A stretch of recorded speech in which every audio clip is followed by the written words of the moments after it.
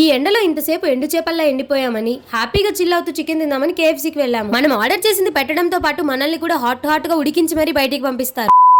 Hey guys, welcome back. Exam అయిపోయాక straight గా ఇంటికి వెళ్తే ఏం బాగుంటుంది? ముఖ్యంగా బ్యాక్ బెంచెస్, లేట్ కమర్స్ ఎలా ఉండాలి? అందుకే మేమైతే ఎగ్జామ్ అయిపోగానే ఇంటికి వెళ్ళలేదు. ఫస్ట్ పొట్టలో ఏదైనా వేసుకుందామని కేఎఫ్సీకి వెళ్ళాము. చాలా వర్స్ట్ మెయింటెనెన్స్ అసలు. వెళ్ళగానే కిందంతా క్రౌడెడ్ గా ఉంటే పైకి వెళ్ళి కూర్చున్నాము. ఏసీ ఆన్ చేయండి అంటే ఇట్స్ అండర్ రిపేర్ అన్నారు. సరే కిందికి వెళ్దామంటే కింద కూడా అండర్ రిపేర్ అంట. సరే ఇంకా వెళ్ళిపోదామా అనుకుంటే ఒప్పుకున్న పెళ్లికి వాయించక తప్పదు అన్నట్లు ఆర్డర్ ఇచ్చేసాము. స్టార్టింగ్ లోనే ఏదో పెద్ద పోజ్ కొడుతూ ఇంకా వచ్చే వరకు వెయిట్ చేసి తినేసి వచ్చేసాము. చాలా సఫోకేటింగ్ గా అనిపించింది. అందుకే ఇంకా బయటికి రాగానే చెన్నై షాపింగ్ మాల్ కనిపించింది. సర్లే పదాని ఇంకా దాంట్లోకి దూరేసాము. అసలు ఎంత చల్లగా అనిపించింది అంటే ఒక అరగంటగా గంట సేపు అక్కడక్కడే తిరిగాము.